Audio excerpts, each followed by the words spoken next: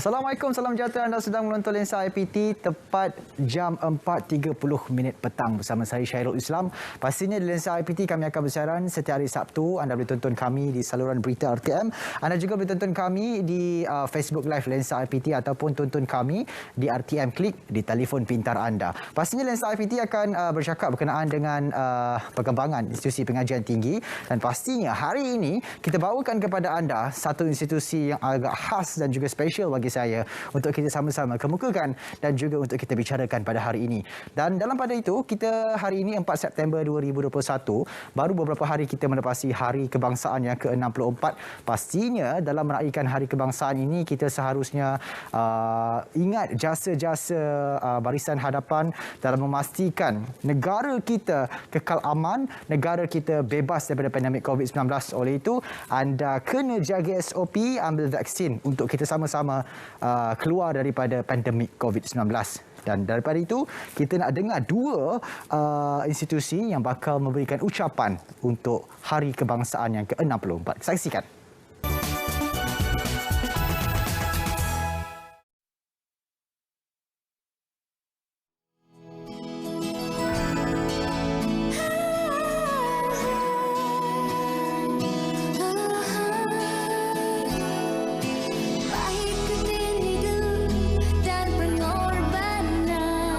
Warahmatullahi wabarakatuh. Salam sejahtera dan salam UiTM di hatiku.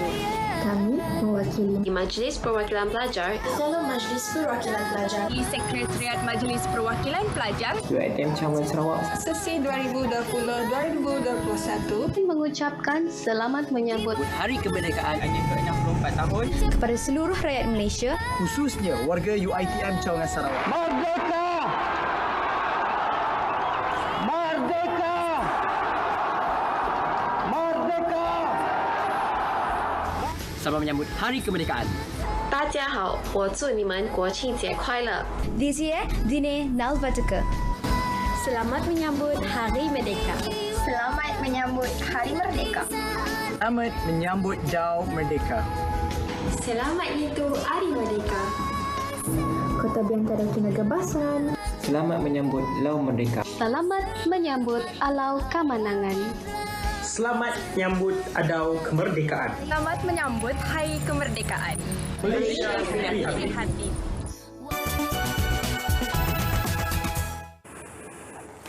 Baik, tadi itu dia ucapan daripada rakan-rakan daripada institusi-institusi MPP UiTM Sarawak dan juga UUM Universiti Utara Malaysia antara ucapan Hari Kebangsaan. Dan pastinya untuk Hari Kebangsaan kita masih lagi mengharungi pandemik COVID-19, sama-sama kita ingat keluarga Malaysia prihatin. Tadi kita akan bercakap berkenaan dengan satu institusi yang saya kata agak special hari ini. Kita bawakan kepada anda topiknya hari ini, Hala Tuju Graduan Hartanah, bersama dengan Surveyor Haji Muhammad Nazri Ahmad Zahari, pengarah Institut Penilaian Negara INSPEN, akan membincangkan tentang topik Hala Tuju Graduan Hartanah sebenarnya. Assalamualaikum. Waalaikumsalam warahmatullahi wabarakatuh. Alhamdulillah Encik, sebenarnya kalau bercakap berkenaan dengan INSPEN ni, memang kita dah sedia maklum INSPEN ni adalah sebuah institusi dan juga INSPEN itu menerima pelajar untuk masuk ke dalam INSPEN. Tapi sebenarnya apa itu INSPEN dan apa sebenarnya program yang ditawarkan di INSPEN itu sendiri? Cik. Bismillahirrahmanirrahim. Terima kasih kepada saudara Syarul, pengacara Lensa IPT. Pertamanya saya ingin mengucapkan ribuan terima kasih kepada pihak RTM dan juga pihak penerbit kerana sudi menjemput kami daripada Institut Penilaian Negara untuk bersama-sama Lensa IPT pada petang ini. Bila bercakap berkenaan INSPEN, kita INSPEN itu sebenarnya ringkasan daripada Institut Penilaian Negara. INSPEN. Jadi kita ni INSPEN ni ditubuhkan pada tahun 1985 dan kita ni di bawah Jabatan Penilaian dan Perkhidmatan Harta. Okey. Di bawah Kementerian Kewangan Malaysia lah. Jadi pada peringkat awalnya perubahan kita ni, sebenarnya kita fokus kepada latihan. Latihan maknanya dalam bentuk khusus lah untuk staf kita, staf Jabatan Penilaian, dan dalam masa yang sama juga kita fokus kepada penyelidikan. Jadi setelah masa berkembang, kita mula berkecimpung dalam akademik ni sebenarnya bermula tahun 1999 lagi. Apabila berlakunya pada masa itu persidangan pengarah penilaian negeri dan juga penilaian daerah. Jadi pada masa itu dikeluarkan satu resolusi supaya kita ni mengeluarkan graduan kita sendiri dalam bidang sijil. Kan? Jadi pada tahun 2003 kita mula mengerak langkah lah. Kita berdaftar dengan Institut Pendidikan di bawah Akta Pendidikan 1996 pada masa itu. Jadi pada tahun 2004 merupakan program yang pertama kita, iaitu sijil penilaian harta tanah. Bermulanya tahun 2004 lah. Kan? Jadi ekoran pada atas desakan keperluan pasaran 2008 kita mulakan program yang kedua. Jadi sijil pengurusan harta tanah. Masih berkisar pada harta tanah jugalah. Kemudian pada 2011 kita buka lagi satu peluang. Kita buka untuk di bawah sijil agensi harta tanah pula. Jadi untuk maklumatlah kepada para penonton di sana dan luar sana, kita ni sebenarnya sijil kita tadi kita khususkan untuk lepasan SPM sebenarnya. Daripada umur 17 sampai 21 tahun. Jadi ketiga sijil tadi memang fokusnya yang kata sepenuh masa. Cuma pada tahun 2011 tu juga kita ada kita panggil mod eksekutif lah. Jadi kita buka kepada untuk rakan-rakan kita yang bekerja yang orang kata ingin mendalami ilmu dalam agensi harta tanah ni. Jadi kita buka untuk part time student. Baik. Jadi dua-dua mod pengajian full time dan juga part time. Ya, kedua-duanya. Bila kita bercakap berkenaan graduan, saya dapat lihat daripada hujah Encik tadi bercakap memang nampak antara kejayaan-kejayaan graduan di InSpan itu sendiri. Tapi kita nak tanya, apa pendapat atau pandangan daripada pelajar InSpan sendiri? Kita bersama dengan Muhammad Al-Atif Nur Azam yang sedang berada di talian. Assalamualaikum. Assalamualaikum Syai. Waalaikumsalam warahmatullahi. Atif, cakap pasal InSpan ni kan Atif. Saya nak tanyalah Atif, kenapa Atif pilih InSpan Atif daripada bidang-bidang yang lain? Kenapa InSpan tu menjadi pilihan? Okey, terima kasih Syai atas soalan. Okey, bila kita bercakap soal ceburi bidang ini, kita perlu lihat perkara yang utama ialah ke mana hala tuju kita selepas kita menjadi seorang graduan lah. Misalnya kalau kita ambil jurusan perbankan, maka kita akan jadi seorang pegawai bank, ya, ataupun kejuruteraan kita akan jadi seorang jurutera. Namun untuk sektor hartanah ini, saya lihat jika ambil pengurusan harta tanah, kita boleh kerja untuk 3 profession, iaitu penilai, pengurus harta tanah dan juga ejen harta tanah. Secara tidak langsung, ketiga-tiga tu akan membuka peluang graduan ini untuk bekerja dengan skop yang lebih luas lah. Kita tidak tertakluk kepada satu kerja je. Jadi peluang pekerjaan itu sangat tinggi. Itu yang pertama, peluang pekerjaan. Yang kedua, bila bercakap soal kerjaya, dia berkait rapat dengan pendapatan. Dan saya rasa pun saya dapat lihat bahawa seperti Tan Sri Azman Hashim dan juga Tan Sri Syed Mokhtar Al-Bukhari, mereka ini adalah jutawan kan, umum tahu, dan base mereka adalah perniagaan hartanah. Dan bukan mereka saja, ramai lagi jutawan-jutawan dalam bidang hartanah ini yang berjaya dan menunjukkan bahawa bidang hartanah ini mendatangkan pendapatan yang lumayan. Ya, baik. Okey, baik. Jadi Atif, kalau ikutkan daripada apa yang Atif katakan, memang semangat dan juga Atif dah buat satu kajian sebelum memasuki kepada InSpan di sini. Tapi apa sebenarnya sebelum Atif masuk ke InSpan yang memberikan dorongan kepada Atif untuk memilih InSpan sebagai langkah pertama memasuki ke alam kerjaya itu sendiri, Atif? Okey, baik. Kita bila memilih satu bidang ni, IPT ni, kita kena lihat apa yang dia tawarkan lah. Dan saya boleh lihat InSpan adalah satu institut yang menawarkan lebih banyak tawaran yang menarik berbanding IPT lain. Contohnya, InSpan menyediakan fasiliti pelajar yang baik, ya. Kita ada stadium sendiri, kita ada gym sendiri dan pelbagai lagi lah. Yuran dia serendah RM365 saja dan penginapan adalah percuma. Serta yang paling penting saya fikir yang jarang ada di tempat lain ialah bantuan makanan pelajar iaitu RM20 sehari. Itu yang menjadi Dorongan lah. Dorongan saya dan juga pelbagai lagi seperti kita ada penasihat akademik sendiri ya untuk setiap pelajar. Okey, baik. Okey, baik. Terima kasih Atif. Nanti kita akan bersama dengan Atif lagi. Tapi kita nak tanya je dulu Encik Muhammad Nazri berkenaan dengan INSPAN. Jadi kalau kita ikutkan sekarang ini, bagaimana Encik melihat INSPAN itu mengenai kekurangan tenaga separa profesional yang terlatih dalam bidang pengurusan harta tanah sama ada di sektor awam ataupun di sektor swasta? Okay, itu satu soalan yang baik juga. Sebenarnya, Saudara Syarul, kita objektif utama kita ditubuhkan, program akademik ditubuhkan sebenarnya untuk membekalkan tenaga separuh mahir. Kan, itu asalnya lah. Kan, separuh mahir maknanya di peringkat awal kita ni, kita ada level pembantu penilaian di jabatan kita ada penolong pegawai penilaian, kita ada pegawai penilaian. Jadi pada peringkat awalnya pembantu penilaian kita ambil mereka ni berdasarkan laikan SPM. Jadi bila masuk dengan SPM, jadi kita terpaksa memberikan mereka di segi sudut latihannya agak mengambil masa sikitlah. Kan? Jadi bila masuk kepada kita, bila kita berikan mereka ni perkenalkan sijil pengurusan harta tanah, penilaian harta tanah ni, sekurang-kurangnya mereka dah ada basic. Jadi kita membekalkan mereka ni di sektor awam lah, termasuk juga sektor di pihak berkuasa tempatan. Ya, mereka juga sebenarnya mengambil student kita untuk bekerja dengan mereka. Dalam masa yang sama juga kita juga bekalkan dengan pengetahuan yang ada ni, mereka boleh juga berkecimpung dalam private sektor swasta sebenarnya. Masih berpeluang sebenarnya. Sama je. Itu peringkat awal kita buatlah. Okey, baik. Dari segi kita punya sijil daripada INSPAN di sini, adakah dia kalau di luar negara macam mana penerimaan? Okey. Untuk sebelum tu saya mungkin ada tertinggal sebab kita ni dua kursus kita ni, sijil penilaian harta tanah dan sijil pengurusan harta tanah sebenarnya mendapat pencerapan daripada MQA. Itu satu.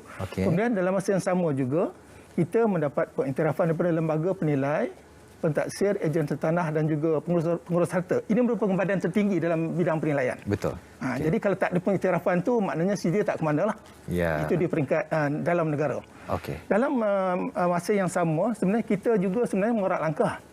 Kita teroka di luar negara sana. Apakah mereka boleh menerima sijil kita ni? Jadi alhamdulillah setakat ni kalau orang kata kalau nak pergi melanjutkan pelajaran di luar negara, kalau Australia itu sekurang-kurangnya 2 universiti telah menerima kita. Satu Queensland University Technology dan yang keduanya University Western Sydney. Bermaknanya mereka ni kalau pergi ke sana dengan sijil kita terus buat degree je. Dalam 2 tahun, 2 tahun setengah saja. Faham. Cuma berbanding kalau kita di peringkat tempatan kena pergi langkah demi langkah. Faham. Okey, baik. Banyak lagi kita nak berkongsi berkenaan dengan INSPAN ni, Encik. Tapi kita nak berehat seketika. Kita akan kembali selepas ini sama Lensa IPT.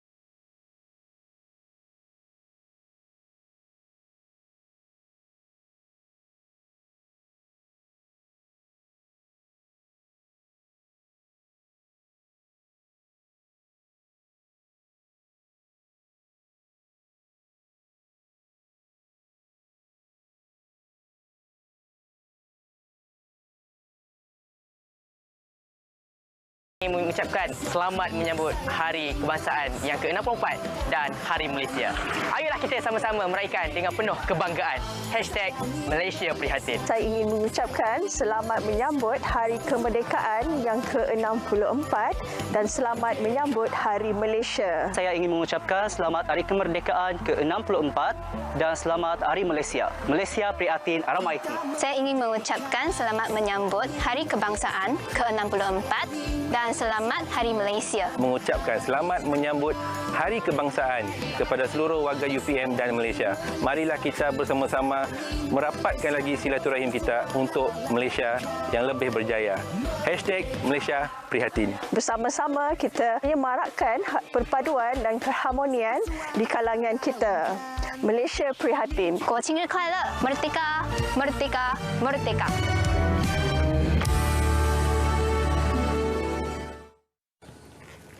Baik, kita bertemu kembali dalam Lensa IPT. Pastinya hari ini kita bercakap berkenaan dengan hala tuju graduan hartanah dan masih lagi bersama dengan Encik Muhammad Nazri. Kalau kita ikutkan sekarang ni Encik, pandemik COVID-19 sedang melanda kan. Jadi saya rasa sijil-sijil yang berada di InSpan ini adalah macam Encik katakan tadi itu semi-professional. Maksudnya kalau pembelajaran dalam talian tu agak sukar untuk kita perhalusi dan juga mungkin untuk kita adakan.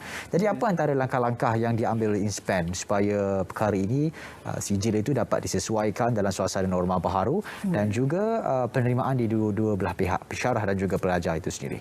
Okey. Kita tak nafikan sebenarnya apabila berlakunya pandemik kan.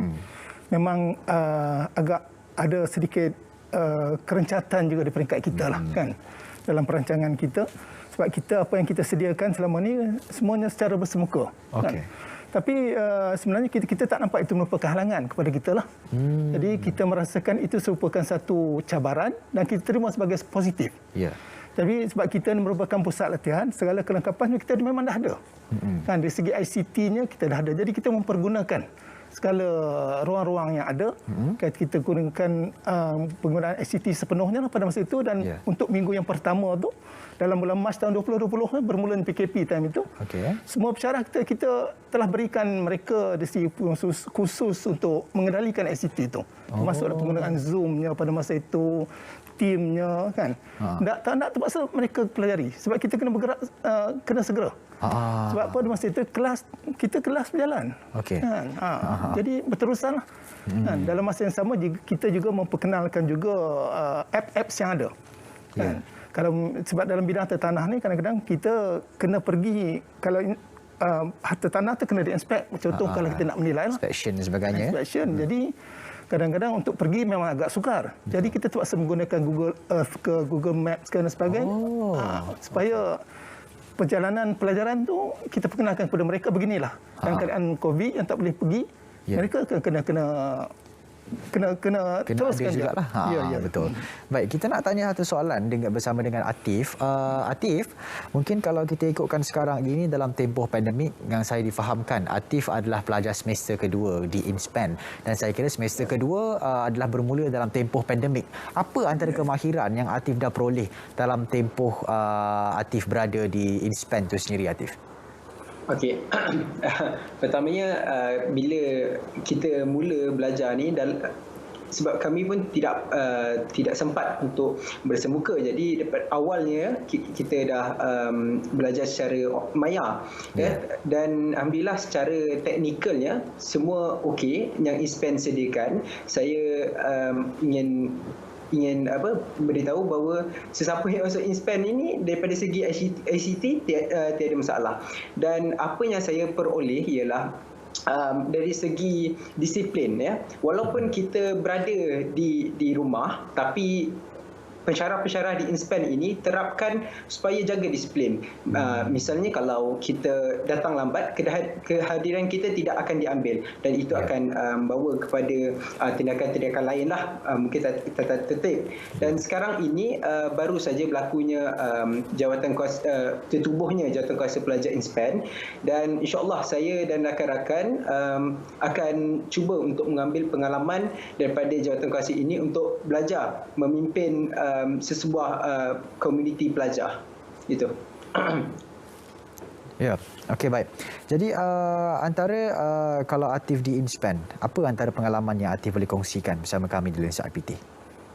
Okey, yang pertamanya kelas lah. Kelas kami sangat walaupun dalam online dia memberikan suasana yang kondusif. Contohnya ialah daripada segi teknikal okeylah, ya, daripada segi atraktifnya kelas itu mereka buat pelbagai cara. Contohnya mungkin buat quiz, kita tak formal semata-mata, tapi ada quiz, ada games yang kita buat. Mungkin pensyarah InSpan sendiri ada yang offer, ya, guna mereka untuk menjadikan sesebuah kelas itu lebih interaktif lah, supaya kita main game, kita dapat ini, kita dapat itu. Itu inisiatif yang saya lihat InSpan ada, yang dekat luar sana susah nak ada. Ya. Okey baik. Okey baik, terima kasih Atif kerana sudi bersama dengan kita pada hari ini. Banyak perkongsian ataupun apa kita boleh dapat yang kita boleh garap daripada Atif. Semoga Atif berjaya sehingga ke penghujungnya di InSpan. Apa-apa kita nak bersama dengan Encik Nazri semula berkenaan dengan InSpan ni sebenarnya, Encik. Apa mungkin yang Encik boleh lihat kepada InSpan ni dalam masa depan berkenaan dengan hala tuju graduan mahasiswanya dalam bidang harta tanah ini sendiri, dan juga mungkin ada harapan InSpan yang InSpan letakkan supaya dapat merancakkan kembali industri harta tanah ini dalam tempoh pandemik COVID-19 ini yang terkesan di kerana pandemik ini, Encik. Terima kasih kepada saudara pengacara. Kalau kita melihat pada hari inilah, sebenarnya pelbagai sektor pun sebenarnya agak terkesan dengan COVID-19 ni sebenarnya. Sebenarnya tidak terkecuali juga dalam bidang harta tanah ni. Cuma kadang-kadang kita melihat ini merupakan peluang sebenarnya. Kita jangan melihat perkara itu merupakan halangan, tapi merupakan peluang kepada kita lah. Di pihak InSpan sebenarnya kita melihat kita memperkukuhkan pengetahuan kepada student kita ini, terutamanya dari bidang ICT lah, kan. Okay. Sebab dalam era yang akan datang dan bermula pada sekarang, kan, memang ICT penting. Jadi mereka kena lebih kreatif, lebih inovatif, dan di segi terutamanya penggunaan ICT tadi seperti yang saya sebut tadi lah. Yeah. Jadi untuk bersaing di masa depan tu, penggunaan ICT kita tak nafikan, suatu perkara yang penting. Okay. Jadi dalam masa yang sama juga sebenarnya di pihak InSpan juga kita juga mengambil kira, kita memberikan mereka pendanaan dengan penambahan sisasiah mereka. Okey. Di segi soft skillnya, sebab kita berhadapan, kita tak tahu pandemik sampai bila, dan apabila pandemik ini selesai nanti, dari segi soft skill yang agak penting. Bagaimana kita berhadapan dengan klien kita, bagaimana kita berhadapan dengan masyarakat kita. Ini yang kami terapkan, dan kami merasakan dengan penerapan ini, ingat insya-Allah mereka boleh pergi lebih jauh lagi lah. Ya, baik. Jadi harapan kami lah, semoga di pihak InSpan ni para penonton, kalau orang kata lebih mengenali InSpan, lebih mengenali profesion penilaian itu sendiri, profesion pengurusan harta itu, dan juga profesion estate agent itu sendiri. Mudah-mudahan bukan sekadar mereka dengar estate agent mereka takut. Kalau dulu kita sebenarnya estate agent ni kalau term kampung kita guna broker lah. Betul. Broker haram. Tapi sebenarnya kita cuba legalizekan. Betul. Jadi dengan pembelajaran secara formal ni insya-Allah kita boleh terus majulah insya-Allah. Gitu. Okey, baik. Dari segi kalau kita ikutkan InSpan, bila ada tak kemasukan baharu? Macam mana kemasukannya pada bulan berapa? Insya-Allah sekarang ni kita untuk kemasukan sebenarnya kita telah buka sekarang ni. Sehingga insya-Allah 30 September tutup. Baik. Masih ada lagi, tapi kemasukannya akan bermula bulan 11. Bulan 11. Kalau kita lihat sekarang di skrin anda adalah bercerita berkenaan dengan jom masuk InSpan, dan juga senarai program ditawarkan di InSpan ada sijil penilaian harta tanah, sijil pengurusan harta tanah, dan juga sijil agensi harta tanah. Semuanya kita boleh layari di InSpan ataupun icms.inspan.gov.my. Dan baik, itu antara yang kita boleh kongsikan berkenaan dengan InSpan, dan saya harap InSpan juga dapat mencapai matlamat dan juga hasrat yang dipendam lama mungkin, dan juga semoga InSpan pada waktu pandemik ini akan berjaya. Dan mungkin saya nak dengarkan sikit ucapan Hari Kebangsaan ke-64 daripada Encik sendiri kepada penonton Lensa IPT. Okey. Saya bagi pihak InSpan dan seluruh warga InSpan yang mengucapkan selamat Hari Merdeka kepada semua. Okey, baik.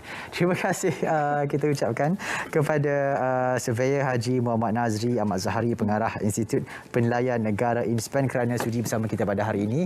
Dan saya percaya satu hari nanti InSpan adalah sebuah institusi gegasi berkenaan dengan pengurusan harta tanah. Dan oleh sebab itu yang paling penting yang ada di InSpan, sijil yang ada di InSpan adalah semuanya diakreditasi oleh MQA sendiri. Ada penerimaan di peringkat industri dan sebagainya. Anda jangan risau. Dan pastinya bersama-sama dengan InSpan mungkin anda dapat mencapai usaha ataupun impian anda yang anda tanam sewaktu anda dalam sijil pelajaran Malaysia. Dan kepada anda, marilah kita bangkit bersama untuk mengembalikan semula sinar kegemilangan Malaysia di mata dunia. Ayuh keluarga Malaysia. Meskipun kita semua sedang dibelenggu pandemik yang menyebabkan segalanya perlu diaplikasikan melalui norma baharu, percayalah pandemik ini akan berakhir dan juga kita akan menang jika kita jaga kita. Ingat, patuhi SOP, ambil vaksin. Keluarga Malaysia, Malaysia prihatin. Saya Syarul Islam dalam Lensa IPT. Kita bertemu lagi. Assalamualaikum dan salam hormat. Waalaikumsalam.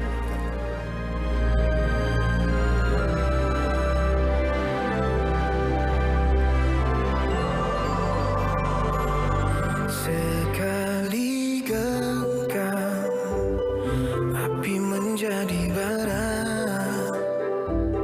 semangat tidak bergoyang, teguhkan ikatan yang tersimpul sekian